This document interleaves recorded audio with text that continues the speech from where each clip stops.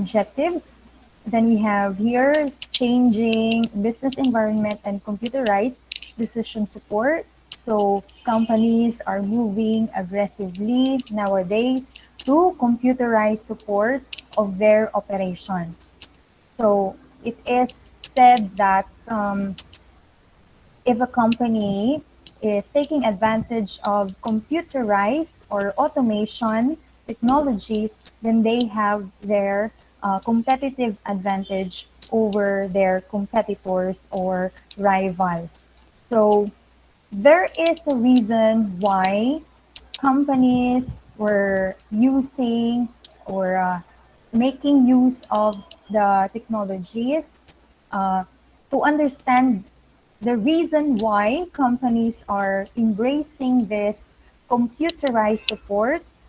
um, we have this illustration, okay, to demonstrate or to show the reason of this phenomenon. And then we have, this illustration is called the business pressures responses support model. So the name indicates the three components of this model. The three components are the business pressures, or it's also called business environmental factors. And then the second component is the organization responses. And then the third component of the model is the decisions and support.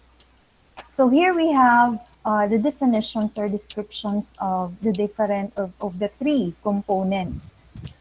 Business pressures are those that result from today's competitive business climate. Responses are those actions that were taken by businesses to counter the pressures, to respond to the pressures. Okay, then the third is the support to better facilitate the process. Okay, so the support is this is for the efficiency of the actions to be taken in response to the pressures. No? Pressures, when we say pressures, those are environmental factors that influence the business to do something, to to make necessary action or measures. These pressures can be a problem that's arising within the environment of the business. It can be a problem, or it can be an issue, or it can also be an opportunity. Okay, so if there's a problem, what are the response? If there's an opportunity, what's the action, or what's the plan or programs to be implemented as a response? So these three components are shown in this called business pressures responses support model. So we have this business environmental factors. Examples are globalization, consumer demands, government regulations, markets and competition, etc. So again, this can be a pressure to the business to do something, to act on something, or it can be an opportunity. And based on these factors, the responses are strategies, partners, collaboration, real-time responses, agility, increased productivity, new vendors, new business models, etc. And we have the support. These are to facilitate the responses. These are used to help the responses. So we have analysis, uh, decisions, and predictions through the use of integrated computerized decision support and business intelligence. So let's talk about the first component in the model. which is the business environment factors. So the environment in which organizations operate today is becoming more and more complex, creating opportunities and problems. Example is globalization. And then we have the factors that were shown there in the first box of the model are the markets, consumer demands, technology, and societal environmental factor. So what are these four factors? Let's talk about the specific examples of these categories.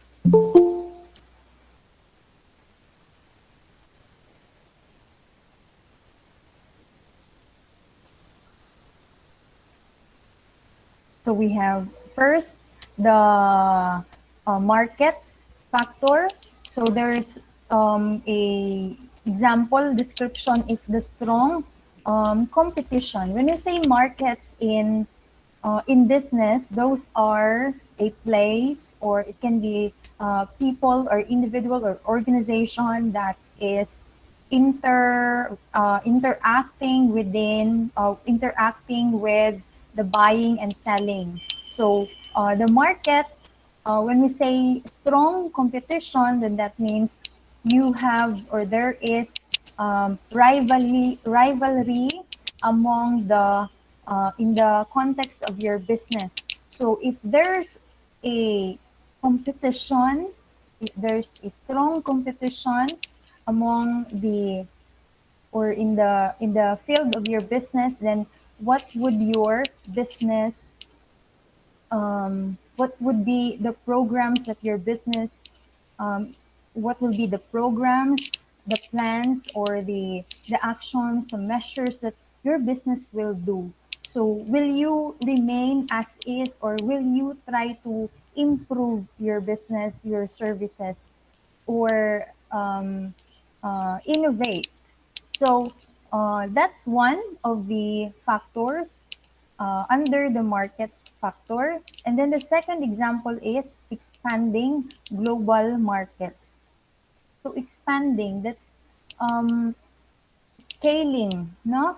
So because the markets now, um, and of course because of globalization, we can reach a lot of customers and as well as suppliers. When we say global markets, that's international. You can reach uh, we can reach nowadays some uh, possible consumers or customers as well as vendors to be your suppliers. So what will you do? Is this an opportunity for you to expand to reach international customers? So this is one factor and one factor or one pressure for your business to consider. And the third one is booming electronic markets uh, on the internet. So electronic markets, those markets that is located in the or you can interact with using the internet. So example of electronic markets is the Facebook Marketplace. So, kana siya, no? It's like a market, and it's called Marketplace. It's an example of electronic markets. So, as you can see, or if you have used Facebook Marketplace, there are usually buyers as well as sellers. So, dili lang um, Facebook Marketplace, no, na apay uban na mga electronic market. So if you have a company, if you have a business, would you try to use it? Will you use it to expand and um, to reach other customers and to show, to advertise, or to promote your products and services? Will you take advantage of this new marketplaces? So that's one of the influences of factors of our business response. Then we have innovative marketing methods. So when we say marketing methods, those are the actions that we take to promote our services or to promote our products. So that includes the marketing, we include market research or research on the possible customers can be um, that can be those that are the markets we search for our future consumers. So that's market research. Okay? Ano ba yung mga preferences ng mga customers natin? Sino ba yung mga possible na mga customers natin? Okay? So that's market research, and you can also use or marketing also involves advertising. So next is we have opportunities for outsourcing with IT support. So outsourcing meaning we, as a business, were able to hire. Um, it can be a worker outside of our company to perform services or to create goods that were traditionally performed in-house of our company. So kini siya mauna ning usually mauna siyang ginagamit sa mga western or big companies no in the western countries. So usually kaya meron ng BPO here in our country because the western countries prefer yung mga workers from the third world countries like in the southeastern or Southeast Asia nga countries because our salary is lesser than those employees nila dito sa western countries. So uh, mas makatipid sila sa cost and expenses or salary if they hire um, workers or if they outsource their work to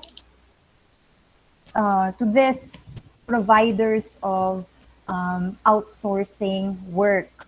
So we have outsourcing is also a practice usually undertaken by the companies to cost cutting measure. Okay, so or to cost cut their expenses.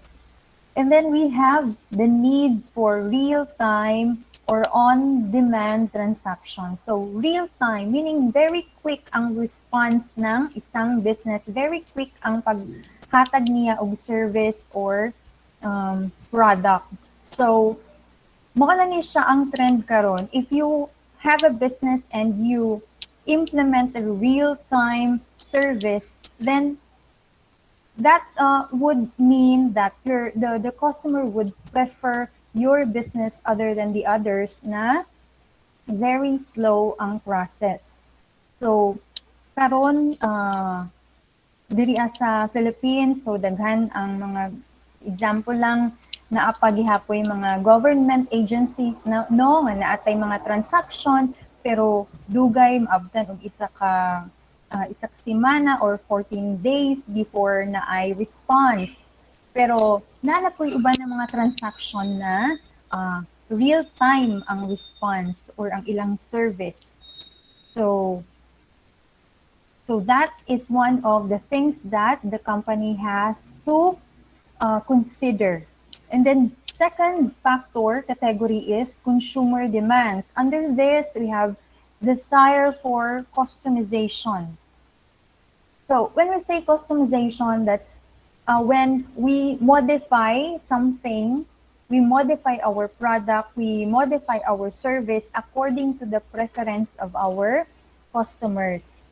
Okay, so it can be a particular task, or it can be a product or a service. So for example, if you use Netflix, no, na sila customization. So, they allow you to choose ano yung mga prefer ninyo or ano ba yung mga favorites ninyo na mga movies or films, and then with that, Netflix can then recommend to you kung ano yung dapat na next mong or yung mga suggested films for you to watch. So they display a list of options based on your choices. So that's one customization, that's one example of customization used by Netflix. So if you are also if for example, if your business is into software development, so one example of customization is that you you make a software according to the processes of your client, according to their needs, according to their current operation. Okay, so you tweak the software and you provide them the software that is specific to their needs. Okay, so that's customization. And then we also have desire for quality, diversity of products, and speed of the delivery. So isa to sa mga demand ng mga consumer. Dapat quality ang product, diverse ang product, and the speed of delivery. Another example of consumer demand is customers getting powerful and less loyal. So what would you do with this type of or this type of customers? Okay, third factor is technology. So there are more innovations, new products, and new services. So because of this, how will you change your service or your product? Will you take advantage of the innovation or new softwares or hardwares? Second, increase obsolescence rate. So that obsolescence rate means that yung kung ano yung trend ngayon ng mga software or hardware, or you can, for example, yung phone. So dali na lang na sila mahimong obsolete, no? Pwede trending sila karon pero the next year dili na sila magamit kay maghang na kay anay bagong update, no? So you have to consider this example factor, the obsolescence rate, if you are to use technology.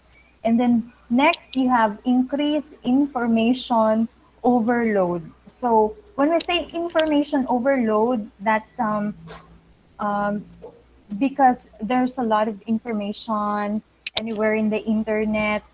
So there is difficulty in understanding na an issue, and it's difficult to decide because we don't know which one is true and which one is not true. So yun yung disadvantage of information overload. So it can it can it can be a difficulty in understanding an issue and effectively making decisions. So next is social networking or Web 2.0 and beyond. So karon na natay Web 3.0, no? So pero not yet adapted. So usually ang Web 3.0 is na siya blockchain na integration, but social networking is also one of the factors that affect decision making in the business. So we know social media will allow us or the business to build more meaningful relationships and get to know your clients or your future consumers better. So your business can build, for example, a fan base and receive feedback from the target audience. So it can create a new avenues for traffic. No, if you post your business to social media networking sites, then you can at least um, increase the awareness of other people that your business exists. And so that will lead people to your products and solidify your identity to the customers. Then we also have societal. Then there's the growing government regulations and deregulation. So this one is under the society. Then workforce, more diverse, older, and composed of more women. So these are pertaining to the employees or our workforce. The prime concerns of homeland security and terrorist attacks. So those are one of the examples under the society concerns. Then we also have necessity of, this one is not applicable to us. Dito ra ni siya sa other countries. Then we have increasing social responsibility of companies. So when we say social responsibility, that means that the companies have to act in the of their locality or of their community. Sometimes it's also called community extension. So mauna po din siya ang trend sa mga companies, no, na if they have incorporated community extension or social responsibility, then they will have a positive they'll have a positive image among their or in their locality. So they have sometimes they do have programs to ensure that they give value to their community. So that's one of the pressure kung isa ka company and wala kay social responsibility, mura og basin og matawag ka nga mercenary instead of a missionary. And then you have next greater emphasis on sustainability. When we say sustainability, where you will your business sustain? Magdugay ba? Do you have an ability to continue over a long period of time? So those are our four categories under the environment factors or business pressures. So based on this pressures, what are examples of responses taken by our or by the companies? So when we say responses, the business have to be reactive, anticipative, adaptive, and proactive. So when we say reactive, you respond to the situation. If it's a problem or if it's a concern, you have to respond. Then that's and then we also have anticipative. That's the act of preparing for something. You anticipate already before something happened. So you have prepared for it, you have thought about it. And then we also have adaptive, meaning you have the ability to adapt to different situations. You become or you're able to adjust to new conditions. So adaptive and you're able to adapt to change. So that's example of adaptive. And then you also have to be proactive. So proactive, kabaliktaran na siya sa reactive. So ang proactive, before pa nahitabo ang concern or issue, you were able to control the situation before it happened. you already do something about it. You control the situation by causing something to happen rather than responding to it after it happened. So that's being proactive. So we have the following example of responses. First, employ strategic planning. So when we say strategic planning, that's thinking, thinking ahead, thinking in the long term. You create specific business strategies, and then you implement them and evaluate the results of your plan. So it's a plan.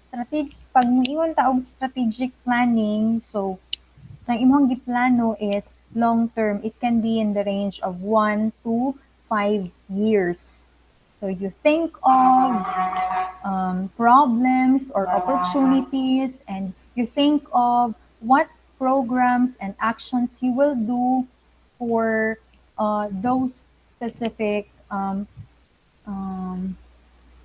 for those specific issues that were identified. And then a second example of response is to use new and innovative business models. So new and innovative. When we say business models, those are your plan, the company's plan for making a profit. So ano yung plan ng company, and that's using the use of innovation as well, integration of innovation to your plans. Then the third example of response, we have a restructure business process. Restructure meaning you modify para ma-improve. Dili modify uh, para madaot. Modify to strengthen your business, to improve your business. So examples of business processes are um, uh, accepting payment, billing. Those are example of business process. Sending quote, sales proposal, receiving orders for product or service, updating records of sales, delivery of product or service. Those are examples of business process. How will you modify them? Okay, you need to restructure them. Okay. The fourth one is participate in business alliances. When we say business alliances, that's an agreement between two or more businesses. Partnership. No? So you do make partnership. So the purpose of this is usually to reduce cost and improve your services for the customer. So an example of this alliance happened between Spotify and Uber. So si Uber, every time nga naa sila'y, or ilahang driver, every time nga naa sila'y kanang pasahero, sa ilahang sakyanan, sa ilahang stereo, sa ilahang cars, they only use Spotify. So that's one of their agreements na si Uber, si Spotify lang yun ang ilahang ipa-play. So that's one example of business alliance. So next is we have improved corporate information systems. So the IS, they need to improve their IS. Then we have next, encourage innovation and creativity. Because of course, creativity is that is when if you encourage your employees to encourage your employees to have creativity, no, so be they will be able to create something new, something of maybe a new value to your company. So either it can be a new idea, it can be a new concept, or a new process or a new method. So innovation is using creativity to enhance performance of a process, or it can be to enhance a person.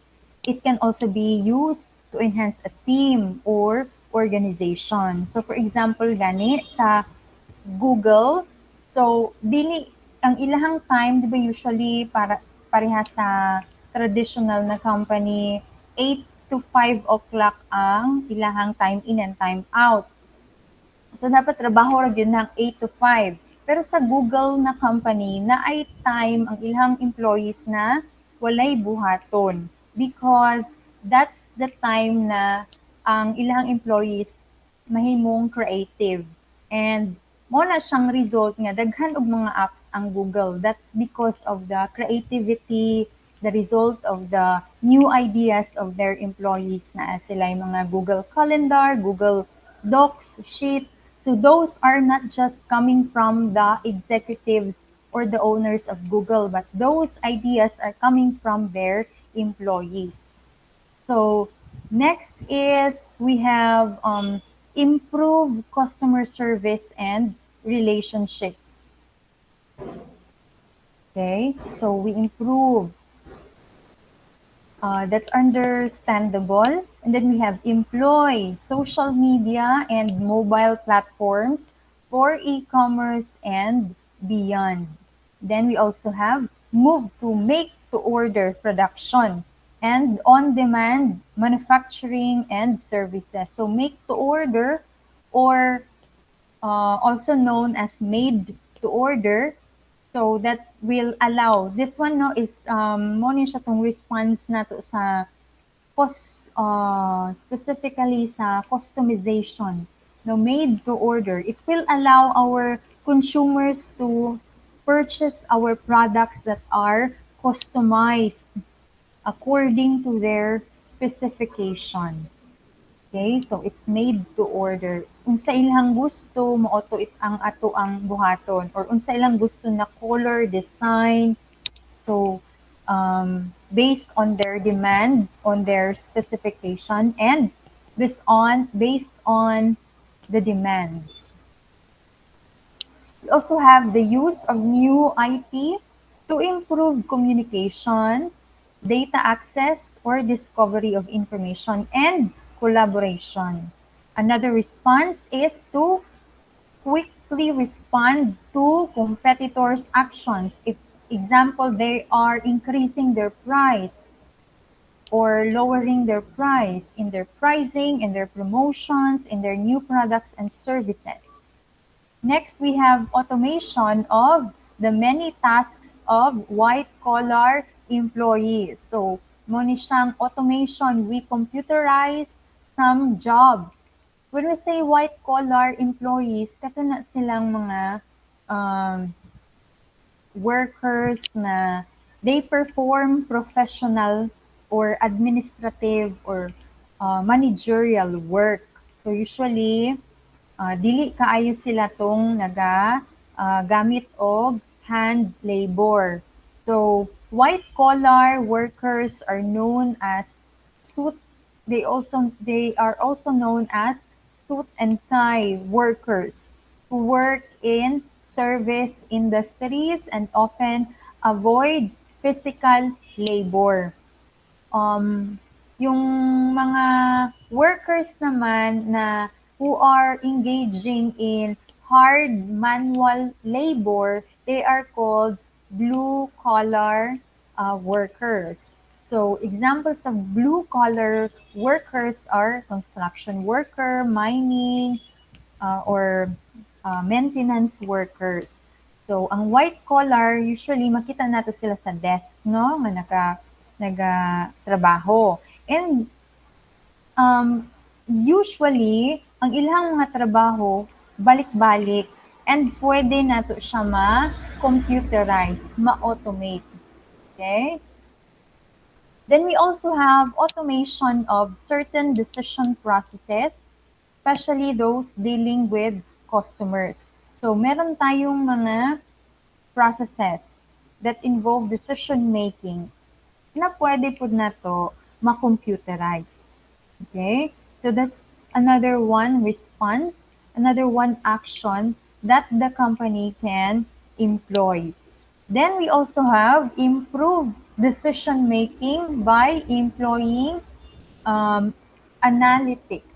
So when we say analytics, that's the process of discovering or interpreting as well as communicating significant patterns in data.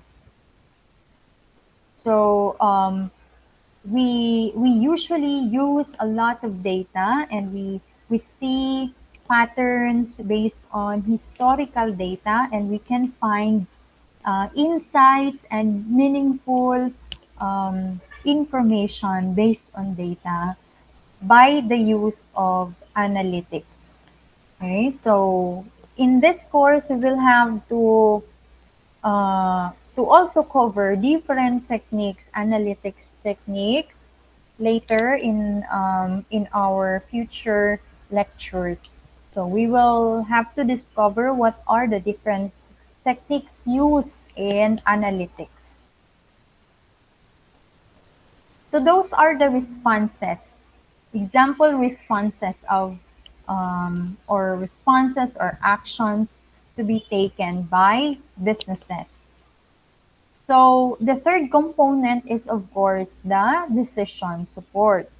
So this is to facilitate in the gap between, to facilitate the gap or facilitate closing the gap between the current performance of an organization and its desired performance as expressed in its mission, objectives, and goals, and the strategy to achieve them. So, simply put, the decision support, or we call it, or the computerized decision support, or DSS, that is used to support the determination, the judgment, the decision making, or the actions to be taken in the organization or the business.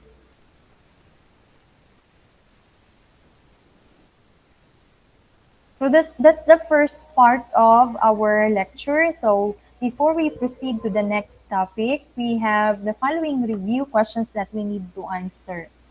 So number one, what are the three components of the business pressures responses support model? Number two, what are some of the major factors in today's business environment? Number three, what are some of the major response activities that organizations take? So, anybody who would like to answer number one?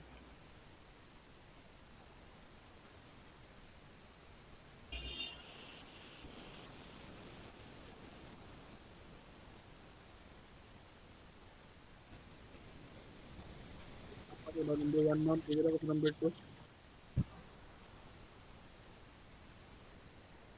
O, sige. Since ang gusto mo answer sa number one, this is the three components of the business pressures responses support model.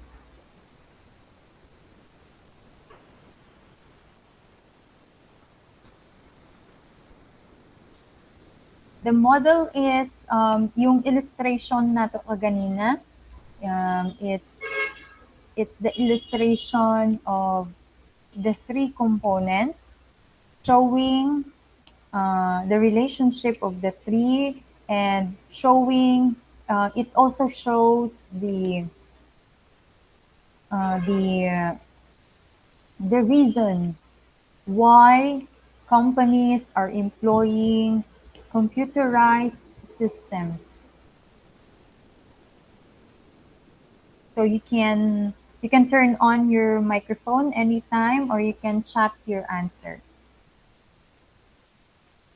You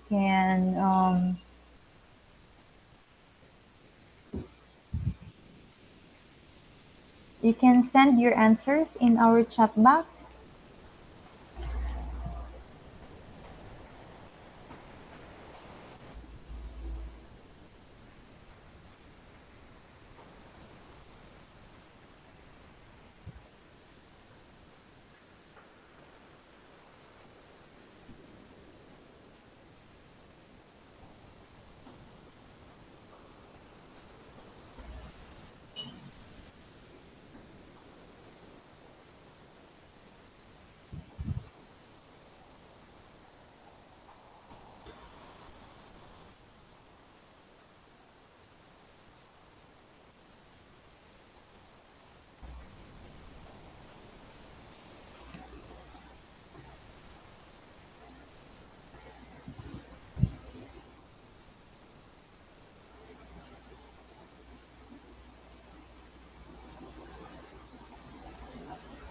Anyone? Three. Those are three. Okay. From Arlu, business pressure, responses, and support. Correct. That is correct. Those are the components of the model. Naana siya sa pangalan sa model, no? Ang katungtulo niya ka components. Oh, naara siya sa pangalan niya. Business pressures, responses, support. Okay, so that is correct. I will be recording ang inyuhang answers diri ha.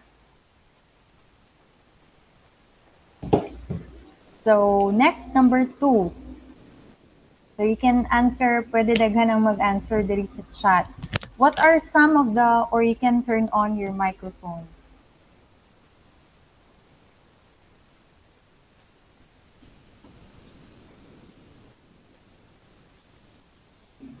Number 2, some of the major factors.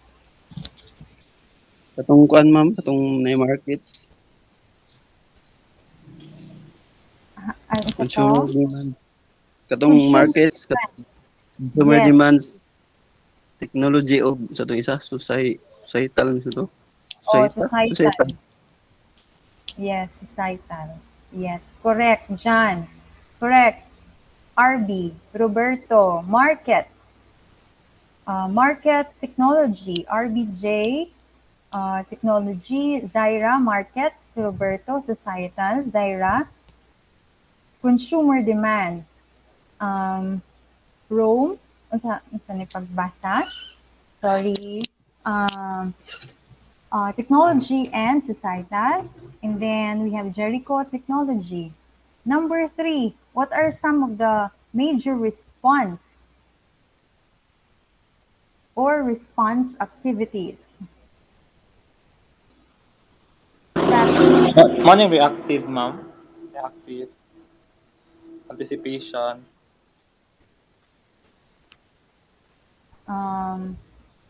this no dili. Katong mga example responses na to. Responses. So,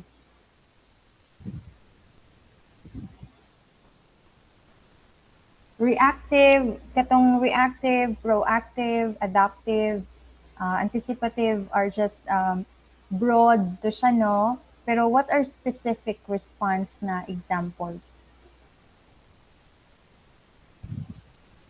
So, ang reactive, proactive, adaptive, and anticipative are broad actions. Okay? So, we need the specific response here in number 3. So, 1, correct, Zaira. Employee strategic planning. RBJ, strategic planning. Correct. What else? Unsang atong pwedeng buhaton or the business will respond to the factors or business pressures. So RB, you have innovation and creativity, correct? Or encourage innovation and creativity. Jericho, long-term plan is correct because that's the same as um, employing strategic planning. Okay, long-term plan is also called strategic planning. So you also have RB, employ social media and mobile platforms for e-commerce. So that's one of our actions. We can improve decision making, restructure business processes. We change and improve our business processes. Then we also have improve decision making by employing analytics. Respond to competitors' actions. Okay, that's correct.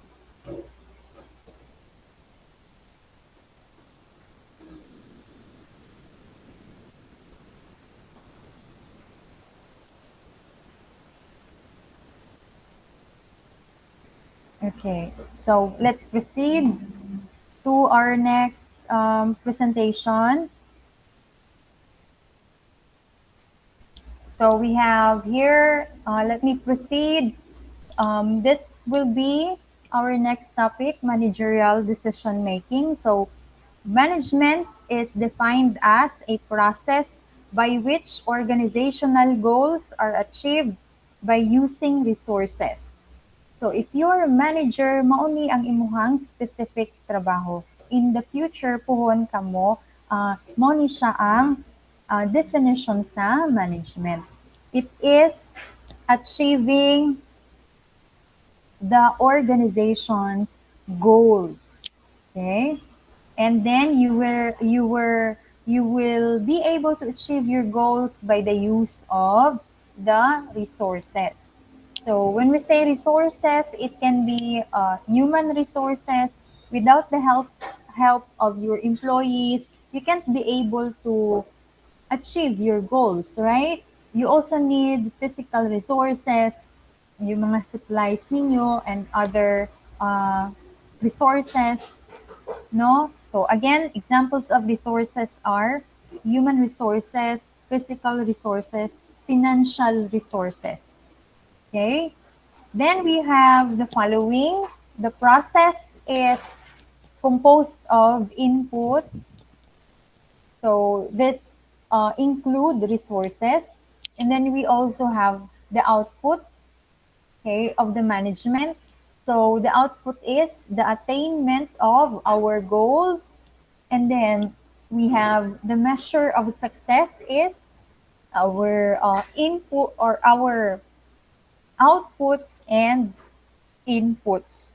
So it is said that management is the same as decision making. No, na siya kung ano equals.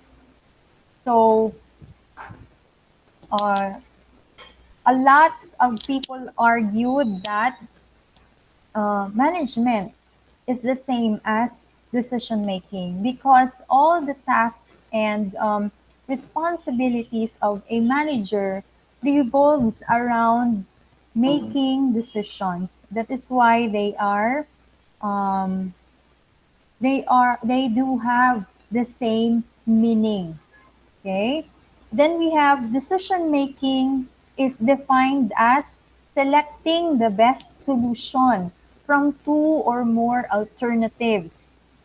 So it's when you decide, you should have a lot, no? You have a lot of options. You have a lot of solutions. And you decide, you select what is the best solution. So the nature of the manager's work are categorized into three. They have to be interpersonal, informational, and decisional. So, mo ni siya ang role sa isa ka manager. So when we say interpersonal, you have to be the figurehead, the leader, the liaison. If you are under informational, you have to be the monitor, you have to be the disseminator, you have to be the spokesperson.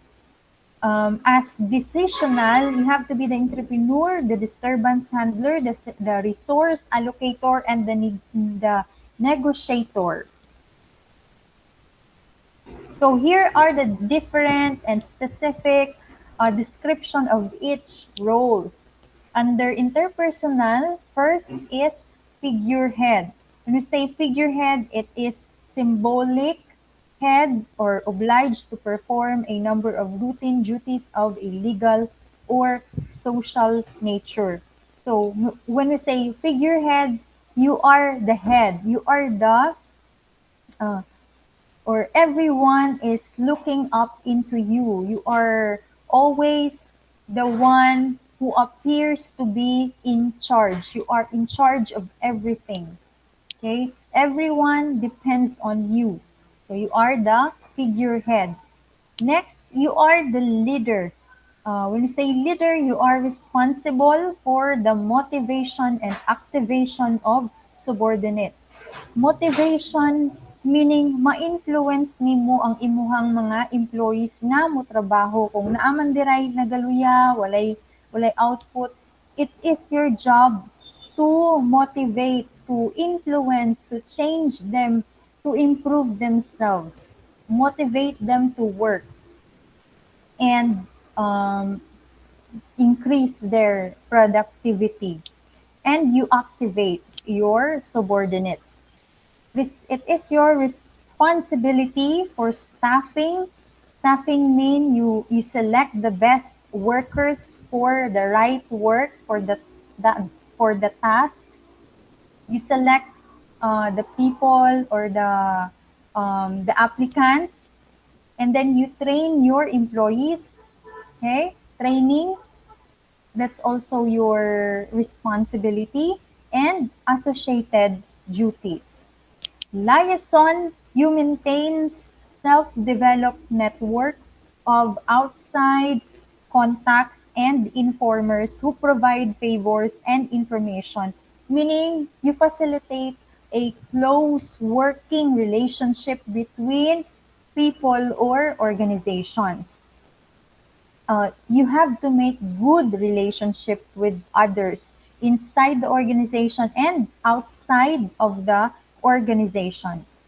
Next, informational. You are the monitor, meaning you seek and receive a wide variety of special information, much of it current, to develop a thorough understanding of the organization and environment.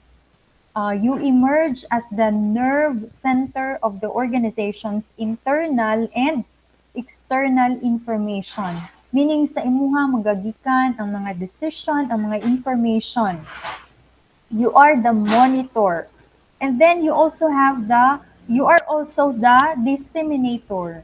So you transmit the information from outside, or it can also be from inside, padulong sa everyone inside the organization. Some of this information is factual and some involves interpretation and integration. So you can information na imuhang i-disseminate or transmit within all the members of your organization are factual, or it can also be your decisions, interpretations, and other integration. You are also the spokesperson. You transmit information to outsiders about the organization's plans, policies, actions, results, and so forth. You serve as an expert on the organization's industry. Next, we have decisional. Okay. You are entrepreneur. You search for the organization and its environment for opportunities, and you initiate improvement projects to bring about change, or you also supervise the design of certain projects. So next we have you are disturbance handler. So you are responsible for corrective action when the organization faces important, unexpected disturbances. If there are concerns or problems, corrective action meaning you determine the cause, no, the root cause of the problem para dili na magbalik-balik ang problem. Okay? You correct the problem. That's why it's called corrective action. So you take appropriate actions to prevent the problem or the issue from happening again. So you have resource allocator. So you are responsible for the allocation of organizational resources of all kinds. In effect, you are responsible for the making or approval of all significant organizational decisions. So when we say resources, it can be human resource, financial, physical, or information resources. You are also the negotiator. You are responsible for representing the organization at major negotiations. So those are the basic 10 roles of a manager or managerial roles. And then this slide shows the process, 4 steps of the decision making process. The first step in the decision making is you have to define the problem. You should know what is the problem and what's the cause of the problem. So you can't even give a solution if you don't know what is the problem, right? So that's the first step in making a decision. You have to know what is the problem and describe the problem. That's the first step. Define the problem. Second step is you construct a model that describes the real world problem. So model is like an illustration, but this time it can be a simple illustration that will show the problem in a single glance. Meaning, tanawon lang siya nga model, masabta na dayon ang problem. So it's like an illustration.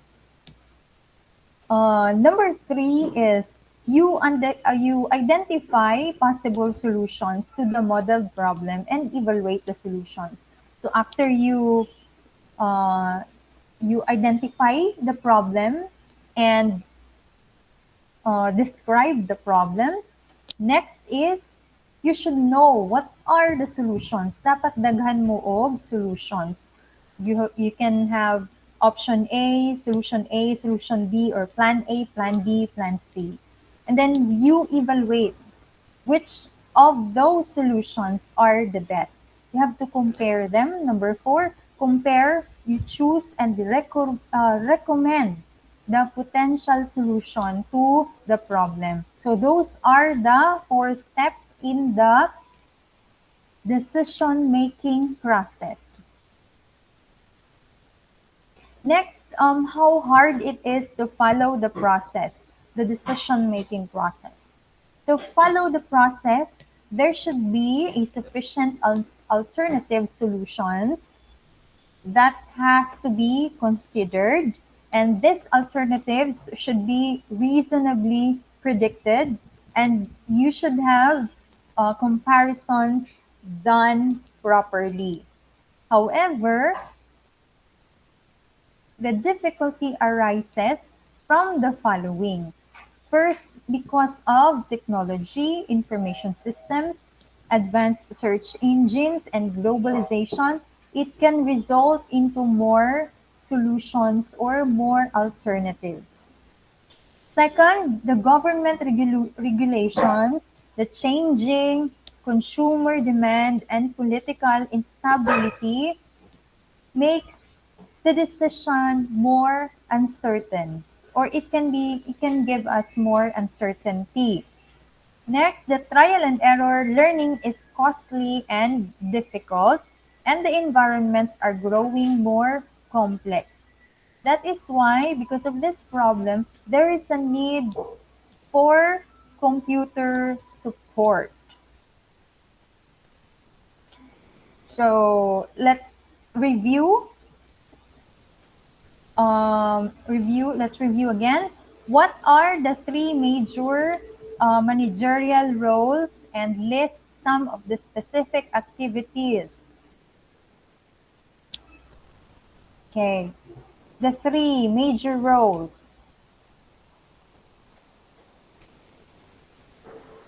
Interpersonal. Input, output.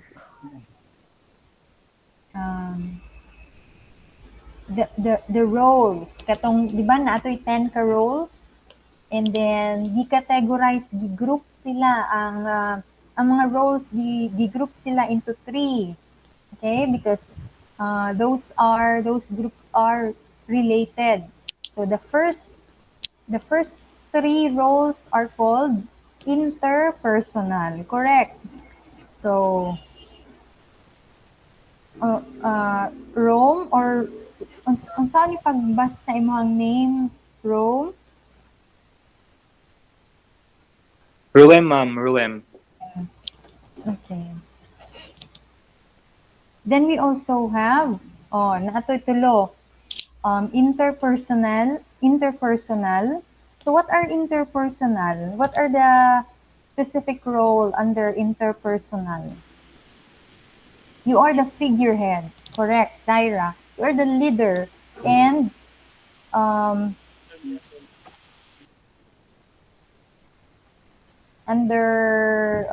you are the liaison. So we also have the decisional. What's under decisional, or what are the activities under decisional?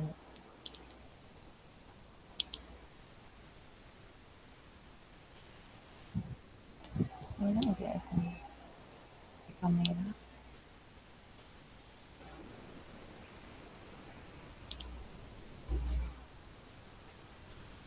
Okay, decisional, you are entrepreneur, you are the negotiator, you are disturbance handler.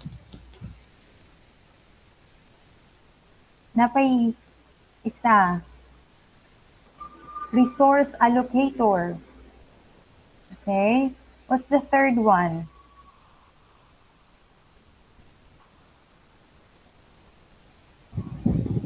We have interpersonal, we have decisional. Unsa tong ikaduha? Informational. Correct, Roem. Informational. If you're, what are the specific activities under informational?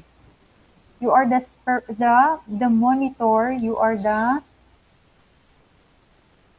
yes, correct, Jericho, Zaira. You are the monitor. Informational, disseminator.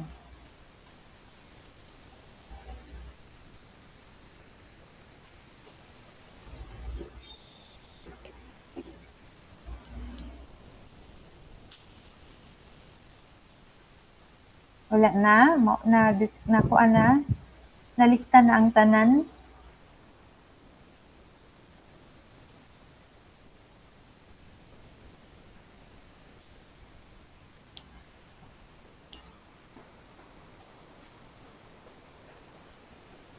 Okay. Number two, why have some argued that management is the same as decision making? Okay.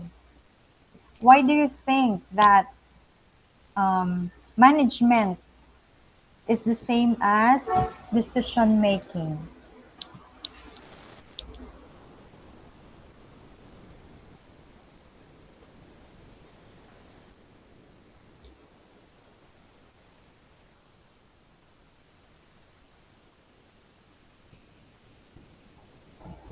Why do you think that um, management is the same as Kuan, ma'am. Ako nasulap din, ma'am, kay kuan.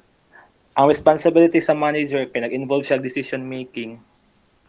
okay, correct. Ang responsibility niya, tanan niyang roles, no? It all involves decision making. All these tasks revolves around decision making. Okay, so that's correct. When we say management, or if you hear the word management, um, that's the same as decision making. Okay? So, wala man siguro manager nga dili ka ba ah, mag-decide, no? Kinahanglan na kabalugid mo or kabalugid ang manager mag-create o decision. Okay? Kay ikaw man ang gina look up to sa imuhang mga employees. Sa imuha mag-depend ang imuhang mga employees. Okay? So, you are the decision maker. The manager is the decision maker. So, that is why management is the same as decision making. Number 3, describe the 4 steps managers take in making a decision.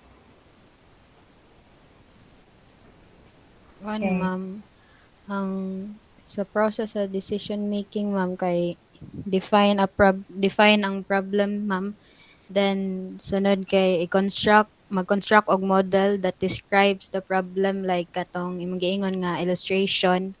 Then identify din ang mga possible solutions. Then mag-compare, choose and recommend ang kanang unsay potential solution sa kato nga particular problem.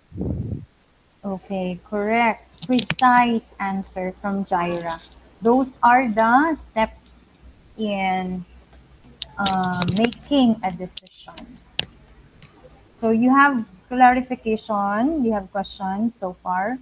So I need you to be honest with me if ever there is, if you need more clarification on a specific topic or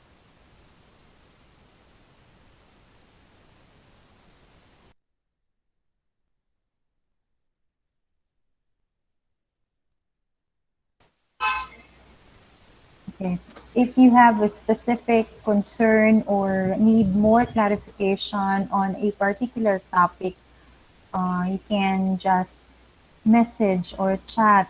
Okay, you have to be honest during our discussion. Okay. Yes, Jericho. That's the first step. Define the problem. Okay. So let's proceed. You have questions or you have additional information you want to discuss? If you have something to discuss. On the floor.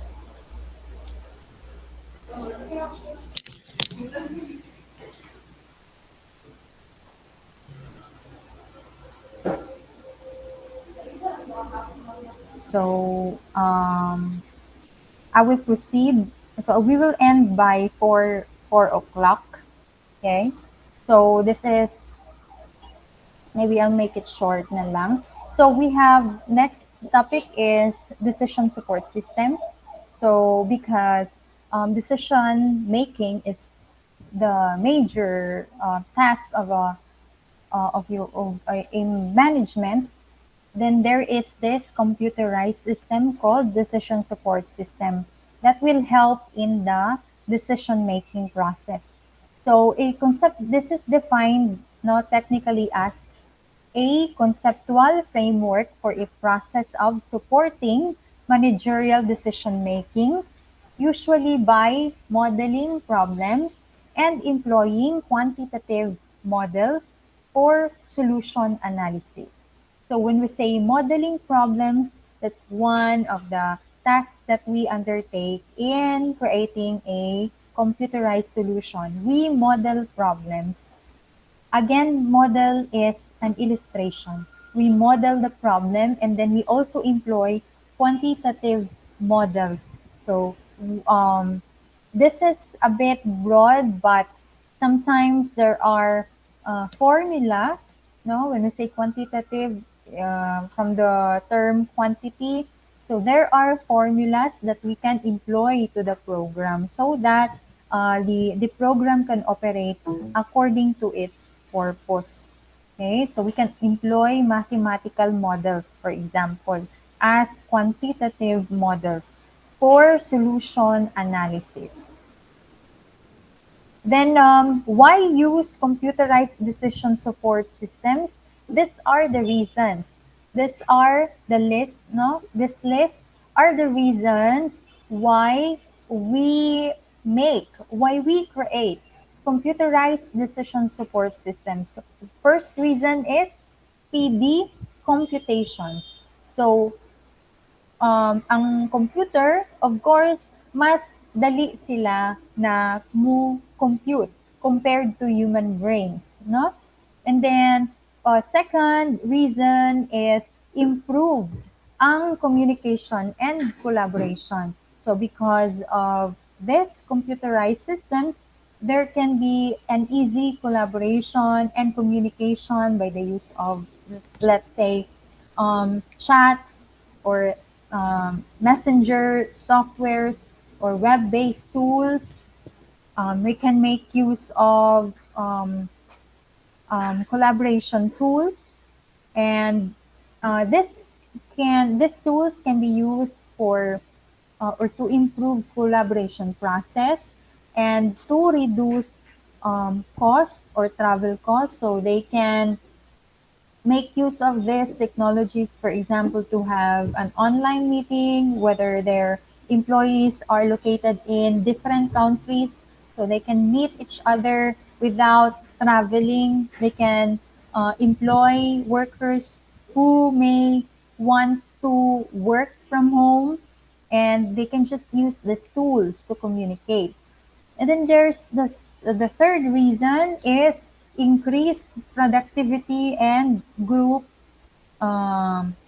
members. Productivity meaning the efficiency, no? Mas daghan og trabaho. Okay?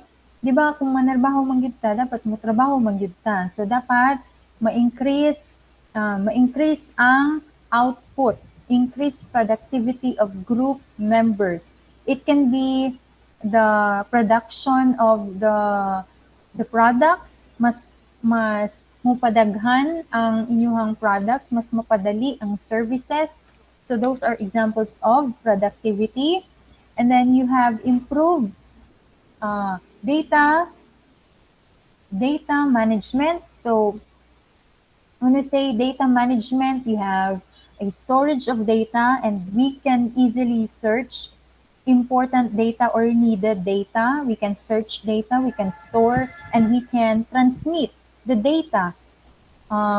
With the use of computers, we can transmit, search, store easily, quickly, without or with less cost, economically, meaning gamay lang ang magasto, and we can do it securely and transparently. Then the fourth or the fifth reason is managing giant data warehouses.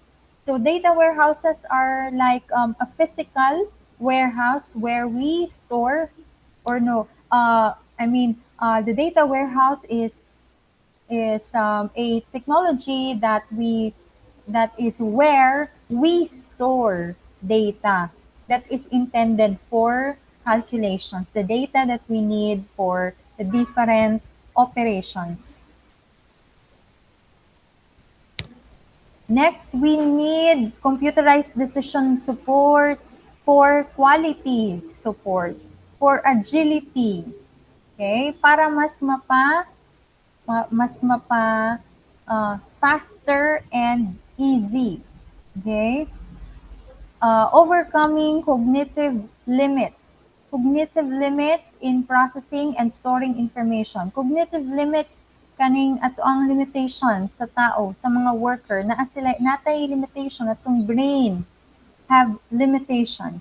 But with the use of computers, the process of storing and calculating and analyzing data is much easier, no?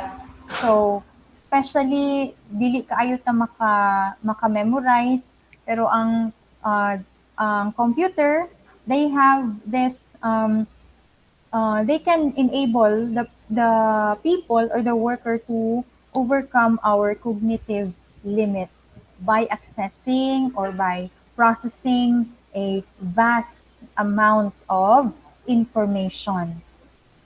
Next, we have use the web. We are using the web and anywhere, anytime support. So with the use of wireless technology, managers can access information anytime and from any place. They can also analyze and interpret information and communicate with those involved in the organization. Okay, we'll skip this. So we still have 8 minutes left.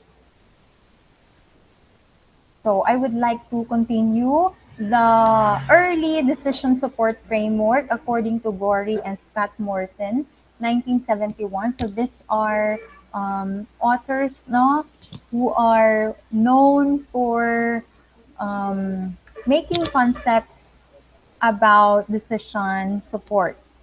So they, according to Simon, 1977, there are 3 degrees of structuredness in decisions.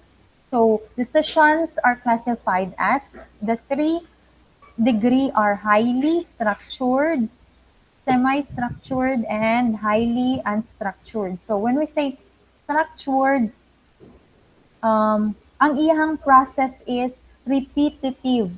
Balik-balik lang siya ang iyang process. It is also known as programmed. So, naay mga trabahoon sa isa ka business na balik-balik lang siya. Mao ni ang first step, mao ni ang second step, mao ni ang third step. For example, sa kanang mga nag-accept og billing sa kuryente, 'di ba? Naa na sila gina-follow na process and balik-balik lang na sila ang ilahang process. So, kana siyang example of highly structured. Okay. Or sa para ma para ma masab or masabtan ninyo, another example is kanang mga process sa eskwelahan, enrollment procedure. So naay first step, second step, third step, and mao na siya ang process na atong ginasunod repeatedly. So those are called highly structured process, and they also need structured decision. Okay? So meaning pasabot ana kung karon na year mo na iyang process, the next year the same lang pod ang iyang process.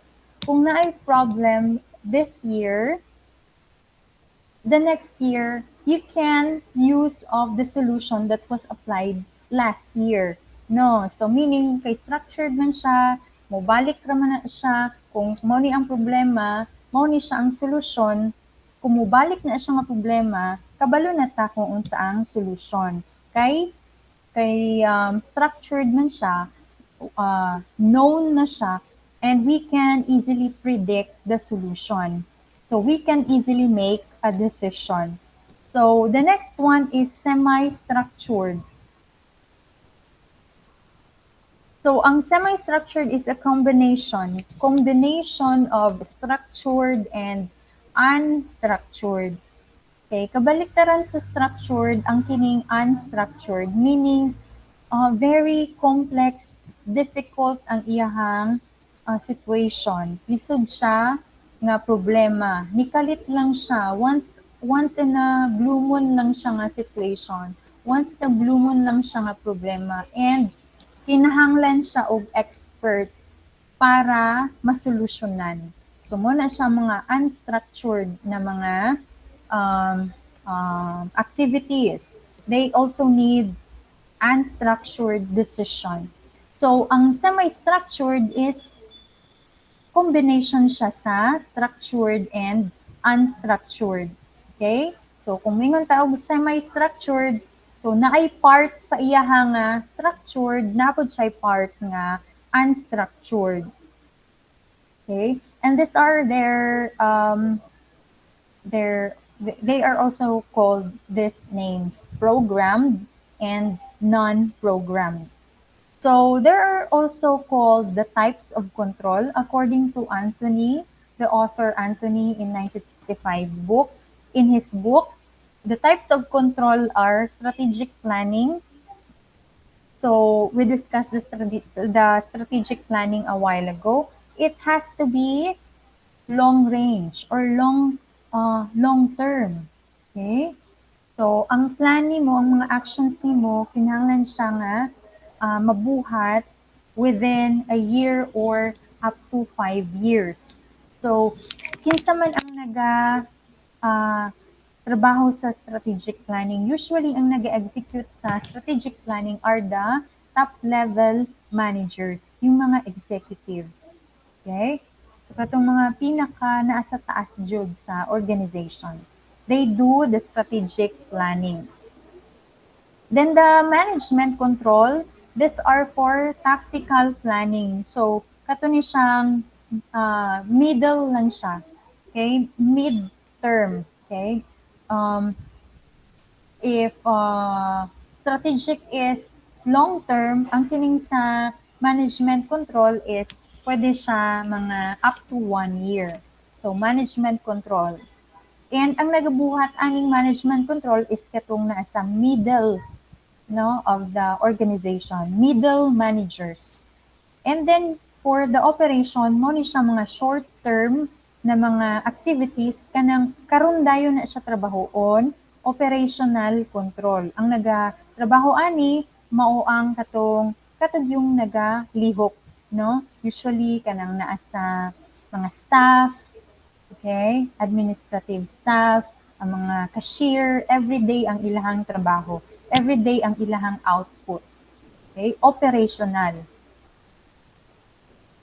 So we have this framework showing the relationship of those types of decision and the types of control. So naadiri sa framework ang tulo ka decision: structured, semi-structured, and unstructured. Napo diri ang operational control, managerial control, and strategic planning. So meaning kini nga column is mao ni siya tong mga ginabuhat, mga activities sa top level managers, katong mga executives, mga owners, mga CEO. And then this one are for mid-level managers. Under siya sa managerial control. Okay? Then here are for the operational control. Okay. So, and then this first row naman are structured. The second row are semi-structured, and the third are unstructured. Example, accounts receivable. So, accounts receivable. Sa ganin ng accounts receivable, katuman ng mga naatay mga kinahanglan na i-receive na mga payments. No? So usually ang nagabuhat ani or ang perform ani is ang cashier. So operational siya. Every day na siya ginabuhat or within the day, mahuman na dayon na siya, ma-receive na dayon ang payment. So it is also structured, kay nagi na siya step by step, repetitive ang iyahang process sa accounts receivable. Okay? And you have accounts payable, order, kung mag-accept order, for example, it's structured and it's under operational control. Okay. You have production, scheduling, inventory control. Okay. Selecting a cover for a magazine. So kani, cover sa magazine, dili na siya pwede nga balik-balik ang cover ninyo sa inyong magazine. No, so mo na siya nga unstructured. Okay? Dili siya repeated. Pero pwede ra na siya nga operational ang magtrabaho, ang mag-select og cover. And then you have buying a software, approving loans, and the help desk. Okay, those are examples of operational control. And then for strategic planning, you have financial management sa finances, dili pwede ang katong naa sa ubos. Investment, of course, because investment requires risk. It can lead to bankruptcy kung ihatag nimo ni siya sa mga walay experience or kanang dili expert in investment. Warehouse location, distribution systems, those are responsibility of the top management.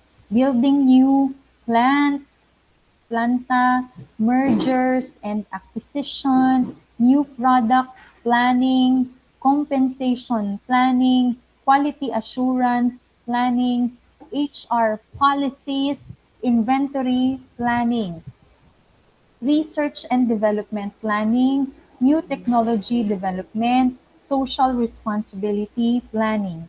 Some middle managers or managerial control, you have budget analysis. So, kinahanglan gyapon ni siya og higher level thinking. Pero dili kayo siya sa operational, pero pwede pud siya dili siya sa top management.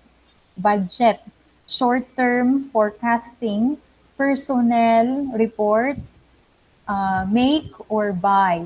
Credit, evaluation, budget preparation, plant layout, project scheduling, reward system design, inventory, categorization, negotiating, recruiting an executive, buying hardware, and lobbying.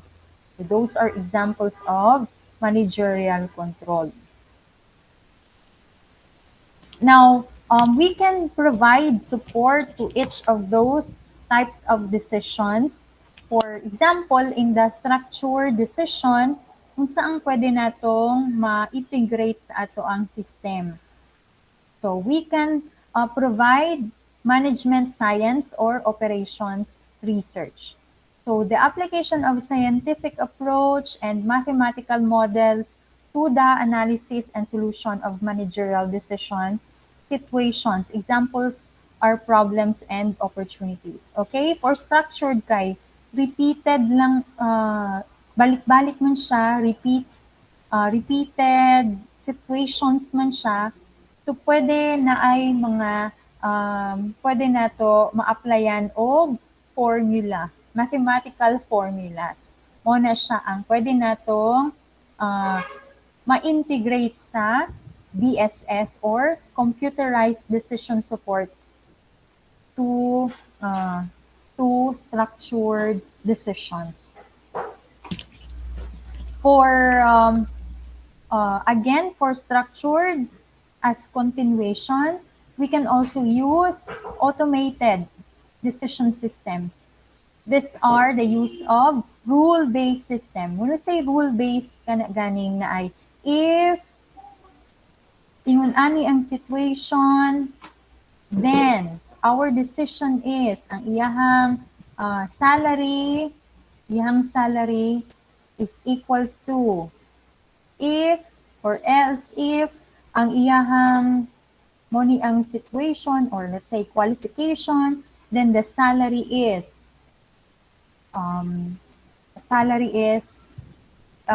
define the salary.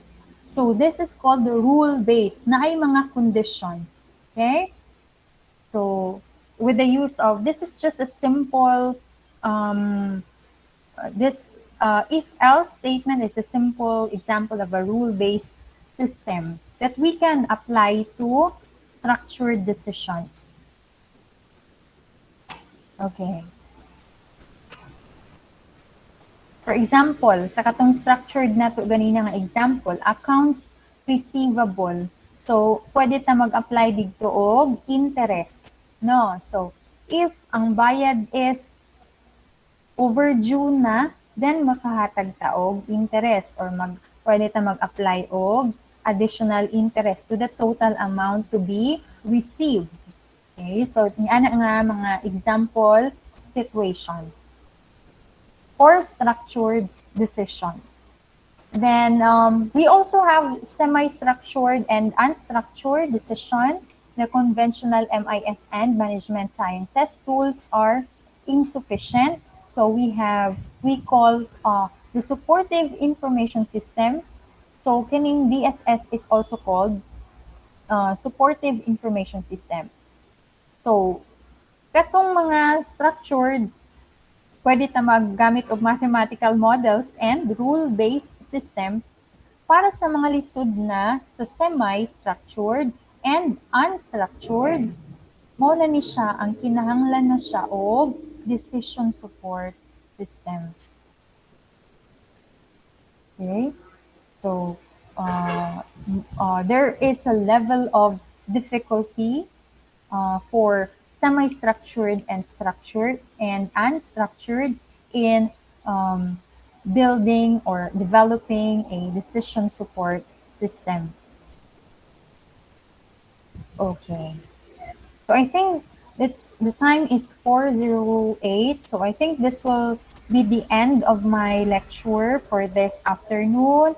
I will see you next week, Friday. I will send in our LMS. Please, guys, keep updated sa ato ang LMS. I will post there an activity, a self-learning activity for you to apply your learning as well as search more and explore more about our topic this week, which is this business intelligence decision support and making decision. Um, do you have clarification? This is your time to share your questions or your ideas.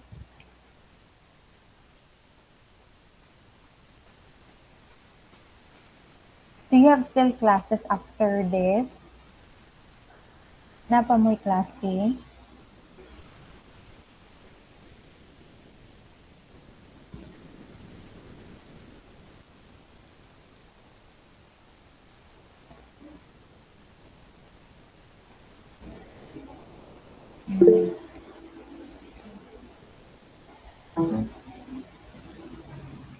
None so far, ma'am. Wala. Wala po may question. Wala na may question. Again, next week ang ato ang next meeting ha. And ang schedule nato is every Tuesday and Friday. Pero every Friday lang ta mag-meet. Okay? And every Tuesday na ako'y i-post na activity sa LMS. So karon kay Thursday man ta nag-meet, sa Friday na amoy activity. Okay? So Friday na amoy activity and then next week Friday na pud ta mag-meet for the next chapter. So wala na may question. Do you have something to say? Wala na. Okay. Okay lang mo, dira?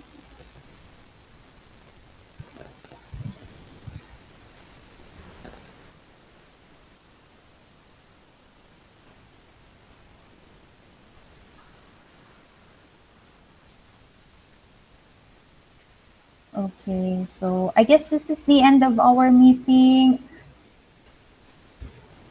Kining video. Kining PowerPoint.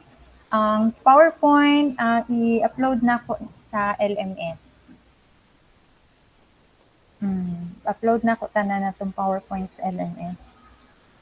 So, I guess this is the end of our meeting. I hope to see you next in our next online meeting. Thank you everyone for your attention. Keep safe.